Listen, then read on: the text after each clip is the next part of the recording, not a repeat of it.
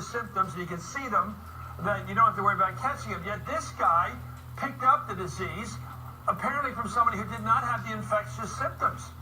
Again, don't hypothesize because we just don't know. So we have no idea what he did or didn't do and how he got it. I'm sure that's going to be vital information to try to understand the transmission. But the idea that there's going to be a widespread outbreak here, I think, is just, again, it's a bit of fear-mongering. We have a single case. This is not a big... Yeah, but I'm just getting back to the president's statement, doctor, and that is that the president said it would be unlikely if we had a case in this country. Unlikely to have even one case. Do I go back and see the tape again? He said it wouldn't be an Ebola outbreak, and I think that's no, and then the second part of his sentence, he said that in the unlikely case someone brings it here. Yeah. In the unlikely case somebody brings it here. Well, they've done it. We're living in the world of the unlikely already. That's all I'm saying. I'm not fear-mongering. I'm stating the facts, and I wonder if everybody else is. You're right. In today's video, we investigate the truth about the deadly Ebola virus and ask critical questions about the outbreak. The first case in America was confirmed just a few days ago at a Dallas, Texas hospital. And according to reports, a second person is already being monitored who came in close contact with the first. Another report indicated that an Ebola infection was possible in the state of Hawaii, another in Washington, D.C. And now, according to multiple sources, up to 100 more people are being monitored for Ebola in Dallas, where the original outbreak occurred. With an incubation period of roughly 2 to 21 days, and an infection rate doubling every 15 to 20 in countries like Liberia, according to the CDC, it is anyone's guess how many more people will be infected by the time you watch this video. Before we get started, please support our sponsor, ProPureUSA.com. ProPure is the #1 gravity-fed water system on the market today, period. Don't waste your hard-earned money on bottled water. Save hundreds of dollars a month with the ProPure water filtration system and enjoy clean, crisp, refreshing water. Click the link below right now. The Centers for Disease Control, the World Health Organization, and the President of the United States all assure us that the deadly Ebola virus will be stopped, contained, and quarantined. But what if it's not? What if they're wrong? And what if the disease continues to spread? I'd like to emphasize that our intent isn't to scare you with this video, but to provide you with key information and ask critical questions of the outbreak. For example, how is the Ebola response currently being handled by our government and health agencies? Is the response adequate? Have authorities prepared for a worst-case scenario? And are safeguards properly in place? Can we be confident that if a worst-case scenario does occur, we are prepared for it? Please note that in a time of crisis, we can expect our government, public officials, and media to be less than transparent. It is why we, the alternative media, must ask critical questions and question the official narrative. We must investigate all possibilities and keep our minds open. Our very lives may depend on it. We sincerely hope that this horrific disease is contained and that our government is telling us the truth. But as was the basis for the founding of this great nation, we the people must question our leadership and have a healthy distrust of our government. After all, what is in the best interest of rulers and kings isn't always in the best interest of the people.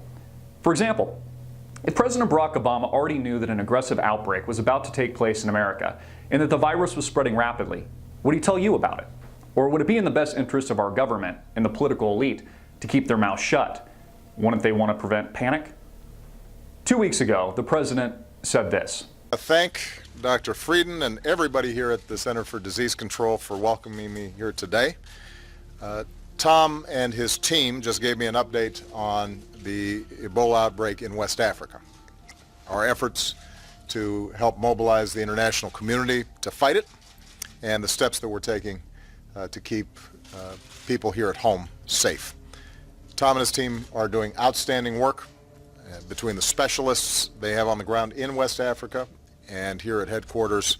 They've got hundreds of professionals who are working tirelessly on this issue.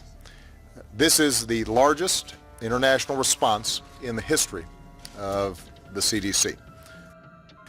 First and foremost, I want the American people to know that our experts here at the CDC and across our government agree that the chances of an Ebola outbreak here in the United States are extremely low.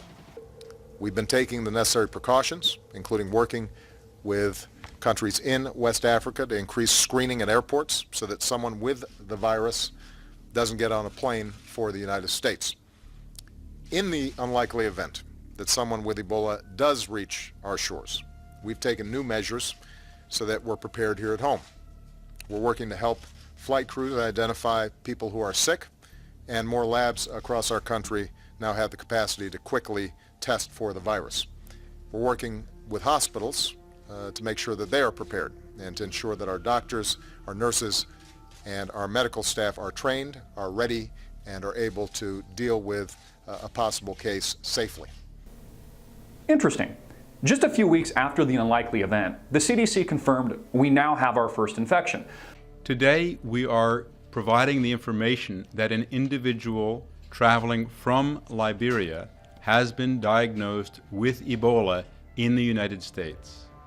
This individual left Liberia on the 19th of September, arrived in the U.S. on the 20th of September, had no symptoms when departing Liberia or entering this country, but 4 or 5 days later, around the 24th of September, began to develop symptoms. On the 26th of September, initially sought care, and Sunday, the 28th of September, was admitted to a hospital in Texas and placed on isolation. Hundreds of people are now being closely monitored by the CDC for the disease, and the potential scope of the outbreak is pushing beyond the state of Texas. Does this mean that the unlikely event the president was talking about is now likely? And what necessary precautions is he taking? AMTV reported last week that the president had authorized up to 3,000 U.S. troops to be deployed to Monrovia, Liberia, at the heart of the outbreak in West Africa.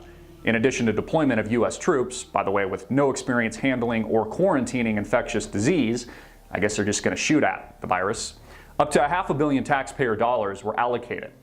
Is it not obvious that this is a very aggressive action, an allocation of valuable resources? Does it suggest that the spread of Ebola is a much more serious threat than they are leading us to believe? Curiously, the president is also using this as an opportunity to install strategic military bases in the region, AFRICOM. At the same time, he is bombing Iraq and Syria illegally through executive action. But this we will save for another video. Judging by the seriousness of the president's actions, his military deployment, we can be rest assured that the president has already taken the logical step of stopping all incoming air traffic from Ebola-affected nations, like Liberia, Sierra Leone, Guinea, and Nigeria, where the disease originated. Right? Wrong. As of the production of this video, and pointed out months ago by AMTV, not only has the president not stopped incoming air travel from this part of the world, but this is exactly how the recent infection in Dallas was transported to America, by air. So why would the president overlook this? Is this not a necessary precaution we should be taking? Why would Homeland Security not provide security to the homeland to prevent the spread of a deadly infectious disease that could turn into a pandemic here in America and potentially kill millions? Either this proves malicious intent to infect Americans at home, or at the very least, it's gross negligence. Hopefully by the time this video airs, the president will have done the right thing and halted all incoming air traffic from the Ebola hot zone. If he doesn't, this is a serious red flag. So as production of this video, Ebola air travel is still wide open into America. Our border defenses useless, vulnerable to the spread of a virulent and deadly infectious disease. Thomas Eric Duncan, a Liberian national and the first known infected patient to have brought the disease to America, flew from Liberia to a connecting flight in Belgium and then all the way to Dulles International Airport before arriving in Dallas. He exposed himself to hundreds of people through recirculated air during these flights, not to mention airport terminals, bypassed U.S. Customs officials and Homeland Security. He later went to a local Dallas hospital to seek treatment, was overlooked by medical professionals on his first visit, and sent home with antibiotics, even though it was mentioned he had just traveled from an Ebola-infected country and wasn't isolated until his second visit at the urging of a close friend. So I have a question for you. How many more Thomas Duncans are there that we don't know about? And why has the president still not shut down incoming air traffic from Ebola-affected countries? Why is Obama recklessly playing with American lives? Is he trying to spread the disease? The Ebola response by the president, his necessary precautions, have not just been inadequate, they've been downright deplorable and arguably criminally negligent. Again, if the president doesn't shut down incoming air traffic soon, he's endangering millions of American lives. The American public should hold him accountable for this. Is there a motive for the president to voluntarily keep our borders open to Ebola? Who profits from an Ebola outbreak, and what is there to gain in the unlikely event of a pandemic? As I mentioned on Twitter, for those of you that want a hint to the why of the Ebola outbreak, watch Revolution Season 2, Episode 12 on Netflix. Although fiction, this particular episode provides clues to how a government may use the threat of an engineered viral outbreak in order to cull the general population. Culling in biology is known as the process of segregating organisms from a group according to a desired or undesired trait. It is the process of separating animals, or humans, based on specific criteria in order to reinforce or exaggerate desirable traits and specifically get rid of the undesirable. Isn't it interesting that the first Ebola outbreak to infect an American on American soil just happens to occur in the great Liberty state of Texas, a state grossly opposed to the Obama administration and his policies? Is it not also curious that the president currently planning executive action on illegal immigration, what some have called unilateral amnesty to terrorists, still has the border wide open to illegal aliens in the American Southwest? We hate to be so cynical, but it's almost as if the president is maliciously trying to wipe out undesirables, starting in the state of Texas. Could this be a form of Obama social engineering? A culling of the Patriot movement? Now, before you criticize my reference to a fictional TV series, please be reminded that Mark Twain was famous for observing that truth is stranger than fiction. Although a tremendous amount of information is readily available to the general public thanks to the internet, most are still blindly unaware that the eugenics movement, something often linked to Hitler, was already well established in the United States before it spread to Nazi Germany. California eugenicists, for example, began producing literature promoting eugenics and sterilization and sending it overseas to German scientists well before the outbreak of World War II. By 1933, California had subjected more people to forceful sterilization than all other U.S. states combined. The Rockefeller Foundation helped develop and fund various eugenics programs, including the one that Joseph Mengele worked in before he went to Auschwitz. Upon returning from Germany in 1934, where more than 5,000 people per month were being forcibly sterilized, the California eugenics leader, C.M. Goethe, bragged to a colleague, quote, "You will be interested to know that your work has played a powerful part in shaping the opinions of the group of intellectuals who are behind Hitler in this epoch-making program. Everywhere I sense that their opinions have been tremendously stimulated by American thought. I want you, my dear friend, to carry this thought with you for the rest of your life, that you have really jolted into action a great government of 60 million people." Is Ebola a modern-day culling of the African population? Are social elitists like the Rockefellers getting rid of what they deem undesirables in our society? Could Ebola be a man-made disease? That's what one man, an American professor at Delaware University, Dr. Cyril Broderick, a Liberian native, thinks. In his controversial September 9th article, Ebola AIDS Manufactured by Western Pharmaceuticals, US DoD, Broderick accuses the U.S. government of engineering the Ebola virus and bringing the disease to Africa to infect the indigenous populations. What many have written off as conspiracy theory was credible enough for a major Liberian newspaper, the largest in fact, to publish it on the front page. The story, published by the Liberian Daily Observer, specifically implicates the U.S. government, Department of Defense, American research universities, in participating in an American military medical industry Cold War scheme to test bioweapons in African nations. Broderick suggests that the U.S. Department of Defense has been funding Ebola trials on humans, trials which started just weeks before the outbreak in Guinea and Sierra Leone occurred. The report claims that the DoD gave a contract worth $140 million to Tecmira, a Canadian pharmaceutical company, to conduct Ebola research. This research work involved injecting and infusing healthy humans with the deadly Ebola virus. Is Dr. Broderick onto something? What other events in history bear witness to such a gross accusation?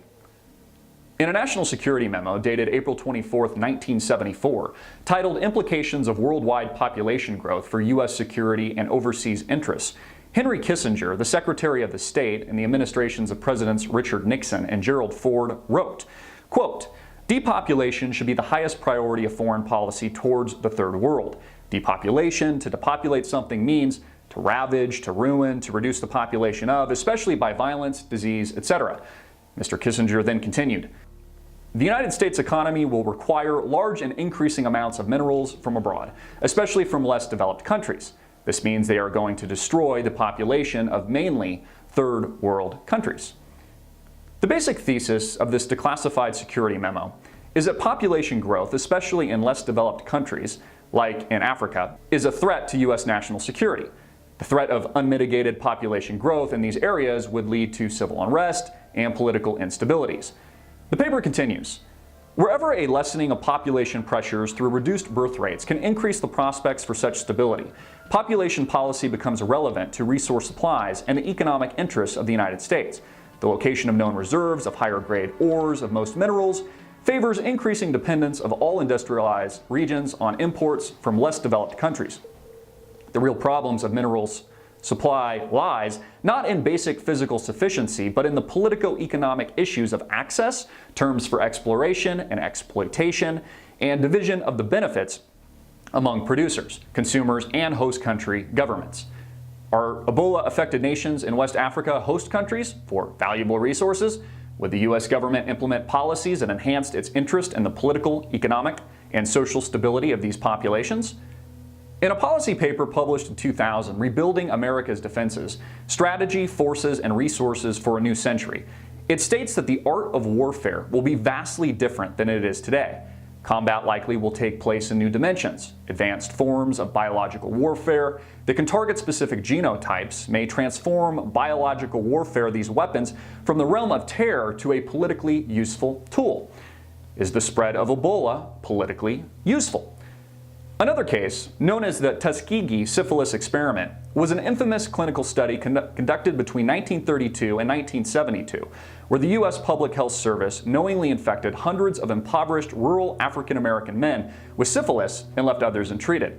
The men thought they were receiving free health care, but instead were being used as guinea pigs to study the natural progression of the disease. Over 600 test subjects were enrolled in the study, 201 of them who did not have syphilis when the study started. The 40-year Tuskegee experiment knowingly failed to treat patients with syphilis and infected others without their knowledge, even after the 1940s validated penicillin as an effective treatment for the disease. According to the CDC, the men were told they were being treated for bad blood, while at the same time they were being infected with syphilis by the U.S. government. They were offered free food, medical care, and even burial insurance for participating in the study. It wasn't until a whistleblower that major changes occurred in U.S. law and regulation on protection of participants in clinical studies such as these. Is it possible that the spread of Ebola is another Tuskegee experiment? AMTV pointed out several weeks ago that the CDC just happens to own the patent on Ebola in up to 70% of its mutated strains. The patent, Human Ebola Virus Species and Compositions and Methods thereof, CA2741523A1, puts the CDC in the unique position of profiting in the billions if an Ebola outbreak worsens. In the deposit statement it reads, the invention provides the isolated human Ebola, ebolaviruses denoted as Bundi Bugyo Ebobun, deposited with the Centers for Disease Control and Prevention, CDC in Atlanta, Georgia, United States of America on November 26, 2007.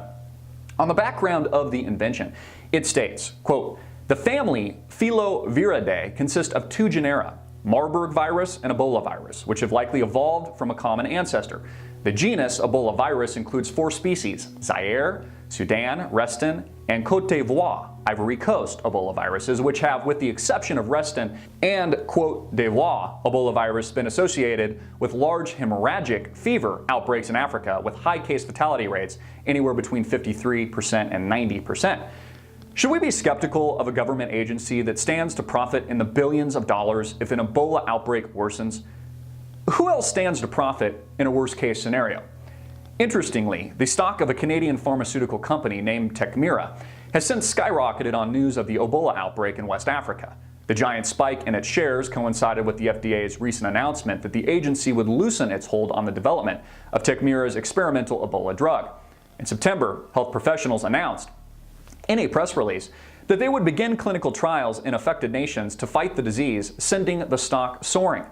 On July 9th, Tecmira Pharmaceuticals in Canada announced that it received an initial $1.5 million investment from America's Monsanto, with tens of millions more to follow.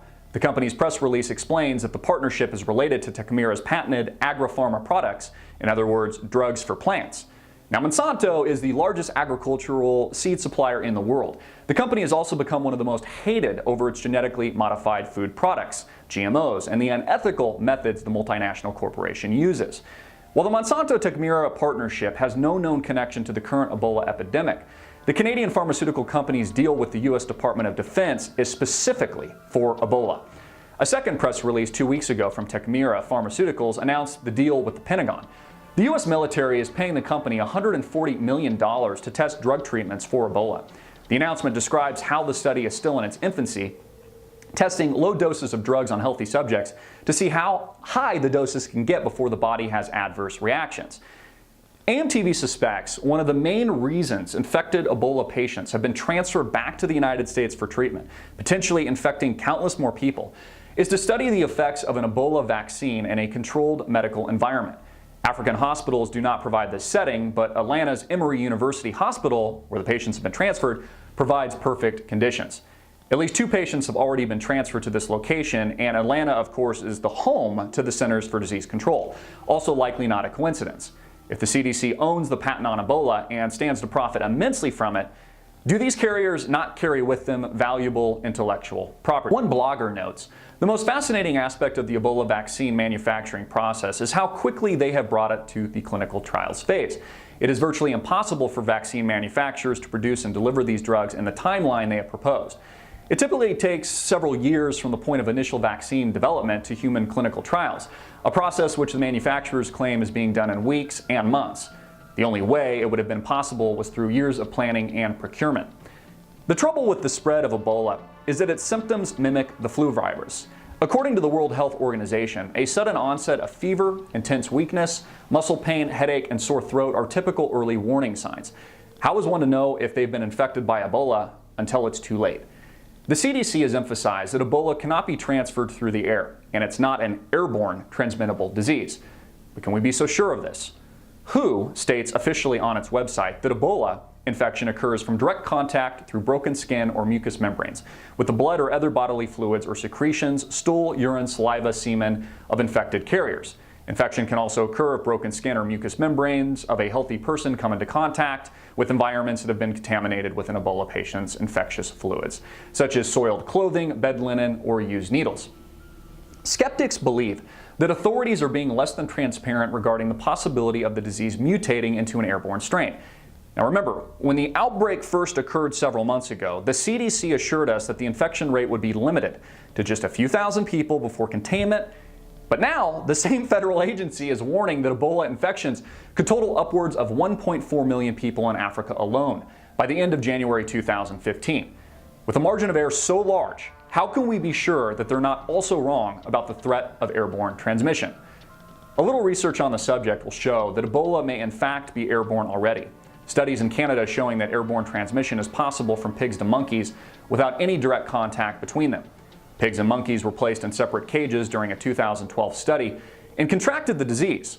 This is impossible unless the disease was transferred through the air. One scientist involved with the study, Dr. Gary Kobinger from the National Microbiology Laboratory in the Health Agency of Canada, suggested that the Ebola virus appeared to be spreading through the air. He noted, quote, "What we suspect is happening is large droplets. They can stay in the air but not long. They don't go far," he explained. "But they can be absorbed in the airway, and this is how the infection starts. And this is what we think because we saw a lot of evidence in the lungs of the non-human primates that the virus got in that way." End quote. There is some debate as to what officially defines an airborne disease or not, whether droplets technically qualifies as airborne, but this is really just semantics. And do we really have time to debate semantics? The official definition in medical terms of an airborne disease is a virus that has the ability to stay alive without a liquid carrier. This sounds simple enough. Bottom line, these studies prove Ebola can be transferred and infect others through the air, whether it's through droplets or non-liquid form. If Ebola is airborne, according to studies in transmission from pigs to monkeys that had no direct contact with one another held in separate cages, why couldn't it also be transmitted this way to humans?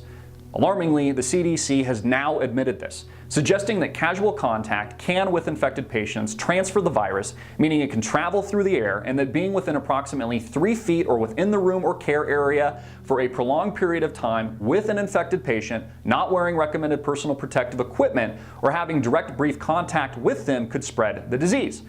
Although obtuse in its explanation and a bit deceptive, the bottom line is clear. Ebola is very likely airborne.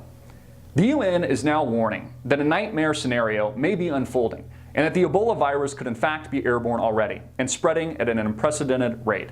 The CDC has also warned that in order to properly quarantine the virus and stop it from spreading, at least 70% of cases must be quarantined immediately in order for the disease to burn itself out. According to CDC Director Tom Frieden, only then would the outbreak reach a tipping point and the infection rate likely decline. Is this realistic? I can't help but think that a 70% quarantine of infections is unrealistic even in medically sophisticated countries like the United States and Europe, let alone sub-Saharan Africa. Now let's pause for a moment and review the facts. How did we go from repeated assurances of total containment and quarantine just a few months ago, reminders from the President, WHO, and the CDC that the Ebola virus was an unlikely event, and controllable, to a rapid shift and increased likelihood that the virus could result in a full-blown pandemic? I mean, seriously, the UN chief is now warning that the disease could be airborne. Again, in no way is this video meant to spread fear or prevent those tragically infected by the disease from receiving immediate medical treatment. But as journalists and concerned citizens, we must acknowledge that, as usual, we are not getting all the information, being pitched half-truths by the media and maybe even bold-faced lies from our political leadership. An event Obama once called unlikely is now as likely and fatal as the Ebola virus itself. And what we do next could be the difference between containment and a more aggressive outbreak. To help hold those in political power accountable, please like and share this video with everyone you know. For updates and more videos like these, subscribe to us on YouTube. Transcript, link, and sources will be attached to this video, and also on our website at amtvmedia.com. I'm Christopher Green. Make it viral, hard-hitting, and in your face.